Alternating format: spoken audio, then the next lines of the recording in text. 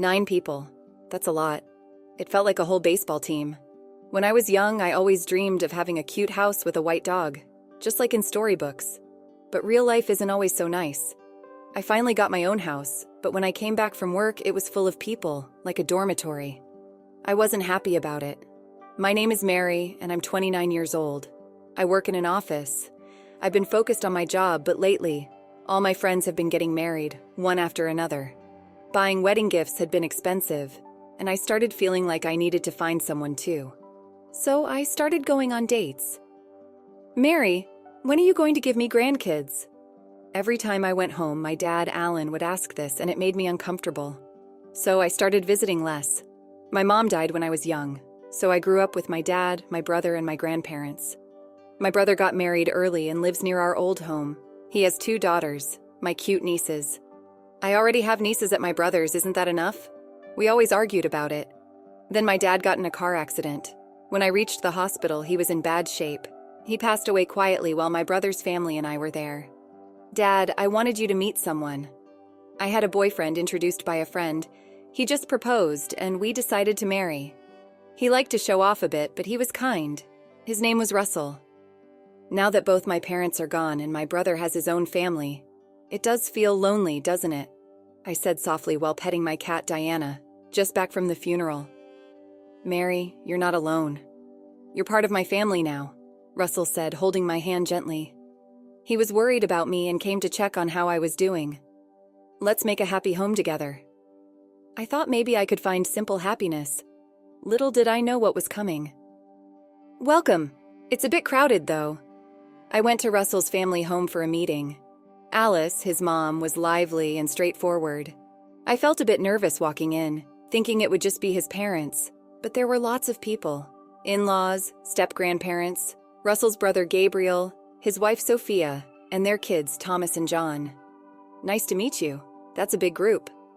The house, built by Russell's dad, Albert, was a bit old and worn, but the family was so welcoming it calmed my nerves. On the way home in the car, I mentioned how many people there were.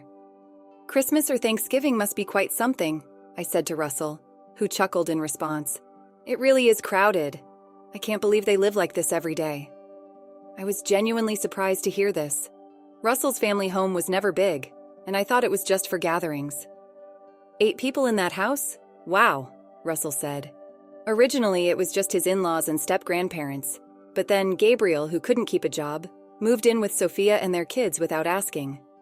Gabriel will probably move out once he finds a job, Russell said, laughing. Back then, I thought Russell's family just had some challenges. After we got married, Russell and I, along with our cat Diana, lived a peaceful life, without kids yet. Russell helped around the house, and Diana liked us. Gabriel and his family still lived in that crowded house. The walls were covered in children's drawings, and Alice laughed, saying she stopped trying to clean them long ago. Sophia, Gabriel's wife, always looked tired.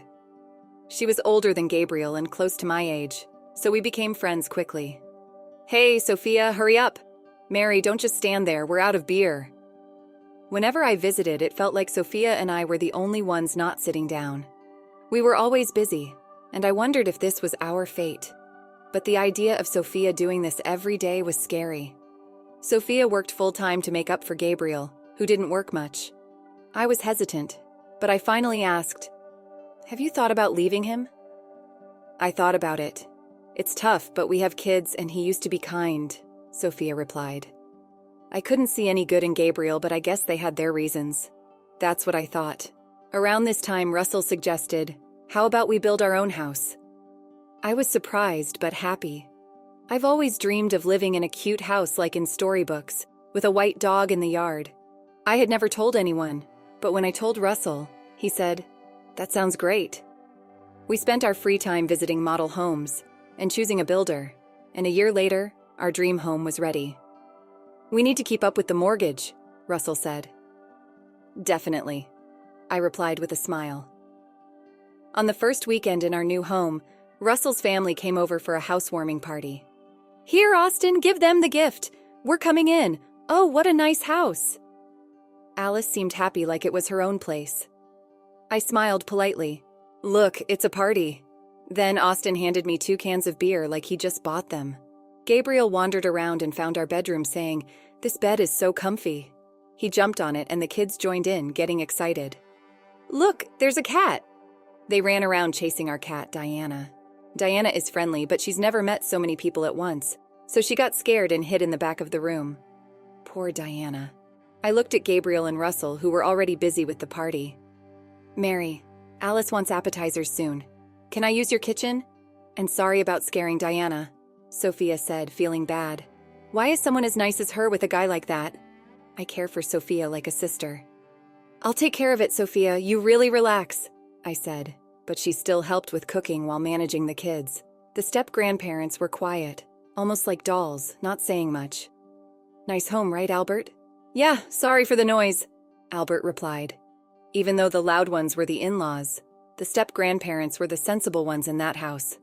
So the odd ones were the in-laws, Gabriel, and probably my husband, Russell, too. After that, the in-laws and Gabriel started coming over almost every weekend. They partied loudly till dawn, and we got complaints from neighbors, and even the police once. Sophia, the step-grandparents, and the kids hadn't visited since the housewarming, but the in-laws put me to work without hesitation.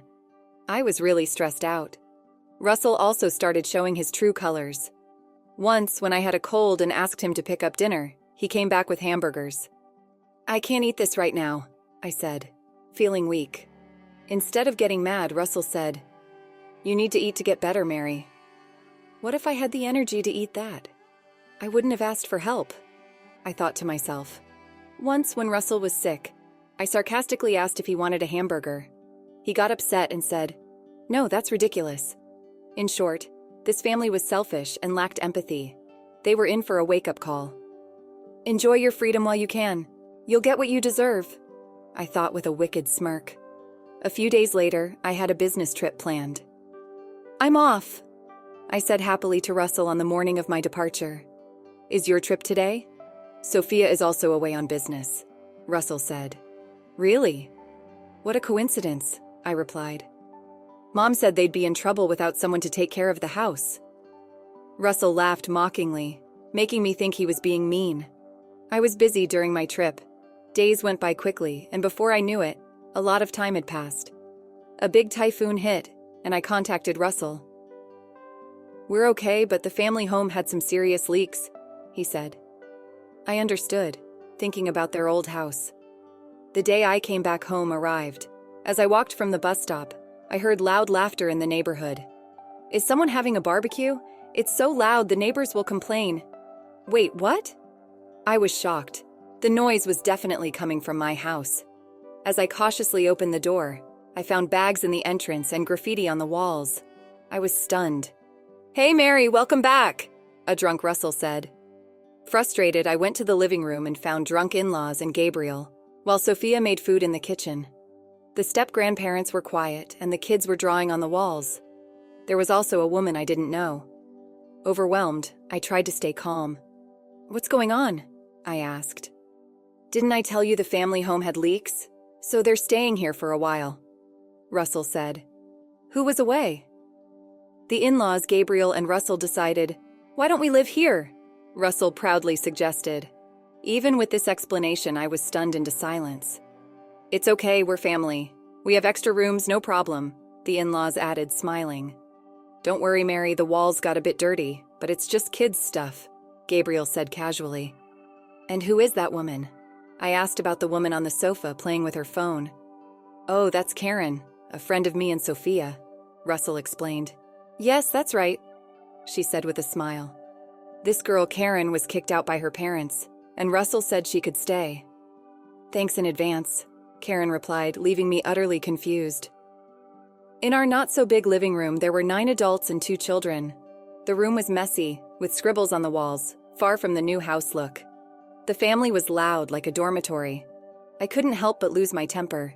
"Seriously, 9 people is too many. Are you guys planning to start a baseball team or something?" Then I realized something. "Hey, where's Diana?" I asked, but no one knew where our cat was. Dad opened the window to smoke, and Thomas said, "Diana ran away." Gabriel looked at him angrily. "What were you thinking?" "I told you to be careful with the windows," I said, nearly in tears. Russell, looking annoyed, said, It's just a cat. We can get another one. If you're unhappy, we can just get divorced, he said with disdain. You said, divorce? I asked. Yes, I did. I might not if you apologize, Russell said confidently.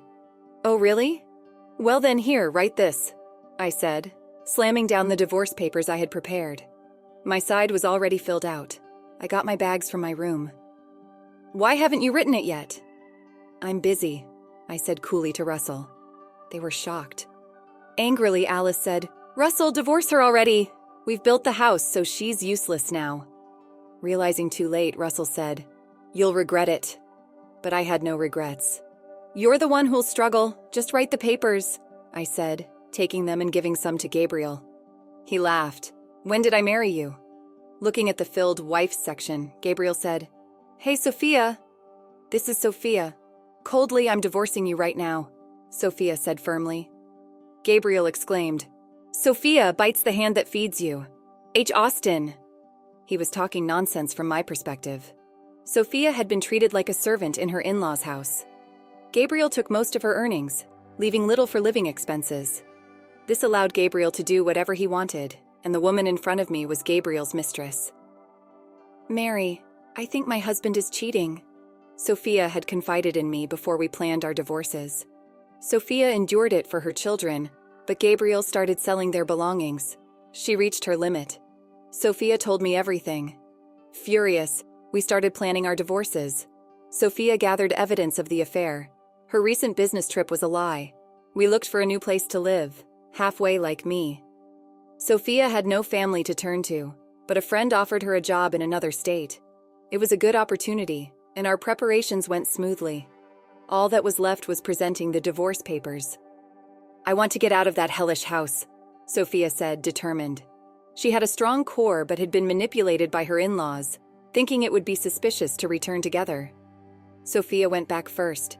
She soon contacted me, informing me about the takeover at my house and Gabriel's mistress moving in. All our actions until then were a performance.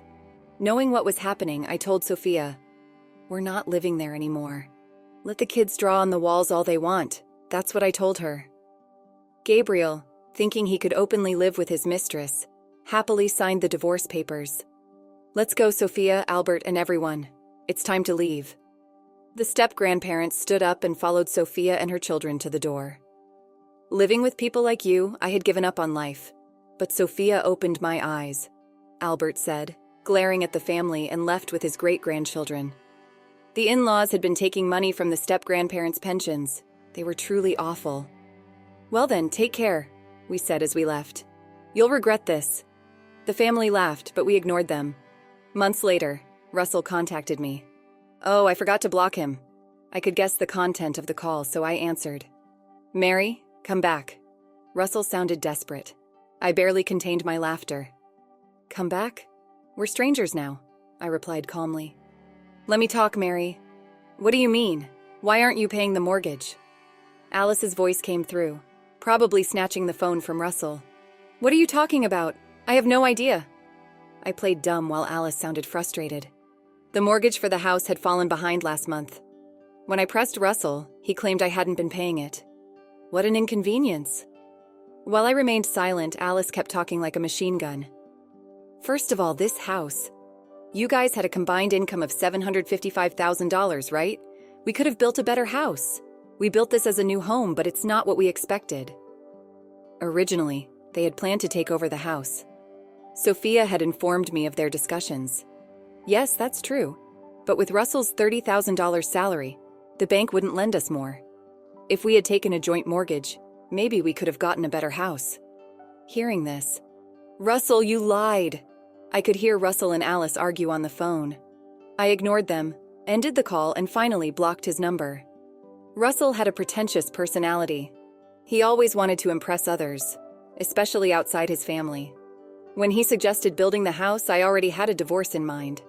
I told him a friend's husband got a mortgage on his own. How cool is that? I heard these stories like a spell. Russell, wanting to show off, opted for a solo mortgage. I had to hold back my laughter. He probably didn't tell his family because he was afraid of them knowing the truth. But I didn't care. The house was built to Russell's taste. I had no attachment to it anymore. Russell hadn't cheated, but there were no alimony penalties in our divorce. So despite him, I left him with the mortgage debt as my revenge. Let him suffer. And I was able to rescue Sophia, whom I cared for like a sister, from that house. That was my main goal. Later, they couldn't pay the mortgage, and the new house was repossessed. It was a mess inside, with scribbles everywhere and walls yellowed by cigarette smoke from Gabriel and his mistress. It didn't look like a recently built house. Russell had to rent a cheap apartment, and Austin and Alice ended up moving in with him. They'll probably never leave him alone like parasites. I don't care. They're strangers to me now. The only good thing about my former in-laws was that the children weren't affected. Otherwise, they were the worst. Sophia, Gabriel's ex-wife, successfully claimed alimony through a lawyer. She had to borrow money but managed to pay it off. I'm glad for her. Gabriel and his mistress became outcasts in their community and are now missing. They haven't repaid their debts, confirming how awful they are. Sophia is happily working at her friend's place. Her kids are doing well too. I hope they find happiness this time. Albert and Catherine seem brighter now, like a weight has been lifted. They sold the old family home and are enjoying their retirement in a distant place with their savings. That's great news. As for me, I've requested a transfer to a local office. I was reunited with Diana, my cat, thanks to social media. Someone in the neighborhood had found and taken care of her. It's good she's friendly now. I live alone in my late father's house with my brother's approval. I'm saving to build my dream house, and someday I hope to introduce someone special at my father's grave. Today I'm working hard towards that goal. Thanks for watching. How did you find the story? Let me know in the comments below.